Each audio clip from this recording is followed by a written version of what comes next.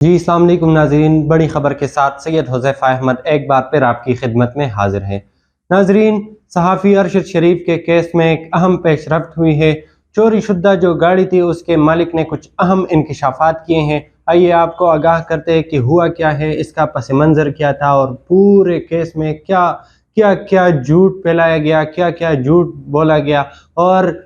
جو ہمارے ناظرین ہیں ان تک ہم آج حقائق پہنچائیں گے۔ سب سے پہلے اگر دیکھا جائے تو صحافی ارشد شریف صاحب جو ہیں انہوں نے پاکستان چھوڑا تھا اور وہ پشاور ایئرپورٹ سے دبئی چلے گئے تھے، جس کے بعد وہاں پہ بھی جو دبئی کے حکام ہیں ان پہ دباؤ تھا، جس کی وجہ سے پھر انہیں دبئی سے کسی اور ملک جانا پڑا۔ تو انہوں نے 19 اگست کو اپنے ایک دوست خرم احمد کو بتایا اس حوالے سے، تو 20 اگست کو جو ہیں وہ دونوں نیروبی چلے گئے، کینیا کے ایک شہر میں، اور پھر 23 اکتوبر کو جو ہے یہ واقعہ پیش آیا اور صحافی ارشد شریف صاحب جو ہیں ان پہ فائرنگ ہوئی اور جس سے ان کی موت واقع ہوئی۔ یہ تو ایک پس منظر تھا۔ اس کے علاوہ اگر بات کی جائے جو چوری شدہ جو گاڑی تھی، جس کے بارے میں کینیا پولیس کا یہ موقف ہے کہ یہ جو صحافی ارشد شریف کی گاڑی تھی اور ایک اس طرح کی ایک گاڑی چوری ہو گئی تھی، تو یہ ایک بیانیہ وہ اپنا رہے تھے اور یہی ایک ان کا ایک نیریٹو تھا اس حوالے سے کہ یہ گاڑی چوری ہو گئی تھی اور جس کی وجہ سے ہم نے ناکے پہ ان کو روکنے کی کوشش کی، جبکہ یہ نہیں رکے تو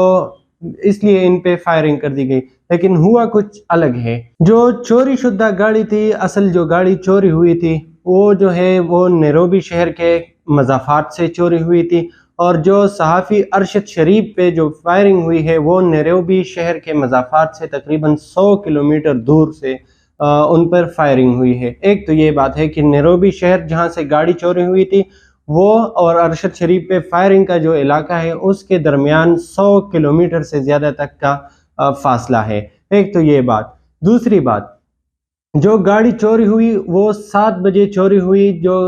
جو گاڑی کے مالک ہیں ان کے مطابق یہ جو گاڑی تھی یہ وہ اپنے بیٹے کے ساتھ کسی مارکیٹ میں گئے تھے اور وہاں پہ وہ شاپنگ کر رہے تھے، پھر جب وہ باہر نکلے تو ان کی گاڑی نہیں تھی، اور 20 منٹ بعد یعنی 7:20 پر انہوں نے پولیس کو اطلاع دی اس بارے میں کہ میرا رپورٹ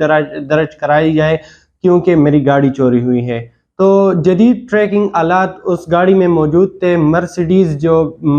بینز اسپرنٹر گاڑی تھی اس کی، جو کہ اصل میں چوری ہوئی تھی۔ تو یہ بھی ایک حقیقت ہے کہ مرسیڈیز بینز اسپرنٹر اور جو صحافی ارشد شریف کی گاڑی تھی اس میں زمین اور آسمان کا فرق ہے، آپ ونڈو میں دیکھ سکتے ہیں۔ اس کے علاوہ اگر بات کی جائے تو 7:20 پہ یہ رپورٹ درج ہوئی ہے۔ جدید ٹریکنگ آلات کے ذریعے اس گاڑی کو مسلسل ٹریک کیا جا رہا تھا، جو کہ پھر بعد میں ملا، اور تقریباً 9:30 بجے جو ہے وہ مالک کو وہ گاڑی بازیاب کروائی گئی تھی، اور صحافی ارشد شریف پہ جو فائرنگ ہوئی ہے وہ 10 بجے ہوئی ہے۔ تو 9:30 بجے اگر گاڑی بازیاب ہو چکی تھی تو 10 بجے صحافی ارشد شریف کو روکا کیوں گیا اور اس پہ فائرنگ کیوں ہوئی؟ ناظرین، اگر اس سارے سینیریو میں دیکھا جائے تو ہر قدم پہ کسی نہ کسی طریقے سے جھوٹ پکڑا جا سکتا ہے اور کسی نہ کسی طریقے سے جھوٹ وہاں پہ موجود ہے۔ اگر پولیس کا بیانیہ دیکھا جائے تو سب سے پہلے تو رپورٹ کے مطابق جو کہ 7 بجے گاڑی چوری ہوئی، 7:20 پہ رپورٹ درج ہوئی، 9:30 بجے گاڑی بازیاب ہو گئی، تو اس کے بعد 10 بجے فائرنگ کیسے ہو گئی؟ یہ ایک مین ایشو ہے جس پہ اگر تحقیقات کی جائیں تو اصل جو حقائق ہے وہ منظر عام پر آ سکتی ہیں۔ اس کے علاوہ جو ہے وہ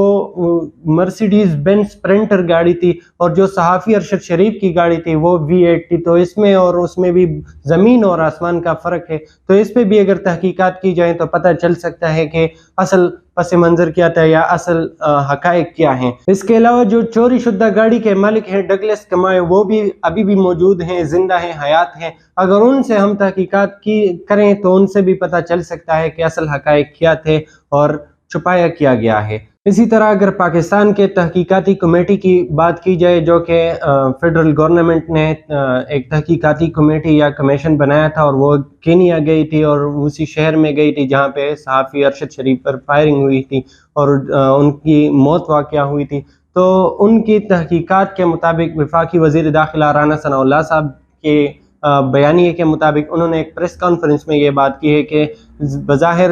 اس پہ تو مزید تحقیقات ہوں گی، لیکن بظاہر یہی لگ رہا ہے کہ صحافی ارشد شریف جو ہیں وہ کسی غلط شناخت کی وجہ سے ان کی موت نہیں واقع ہوئی، بلکہ بظاہر تو یہی لگ رہا ہے کہ ان کی قتل ہوئی ہے۔ صحافیوں کی جو تحقیقاتی ٹیم ہے انہوں نے جو معلومات اکٹھی کی ہیں ان کی بنیاد پر اگر بات کی جائے تو آج تک کے یہی معلومات ہیں کہ صحافی ارشد شریف جو ہیں ان کو قتل کر دیا گیا ہے، اور وہ جو غلط شناخت والی بات تھی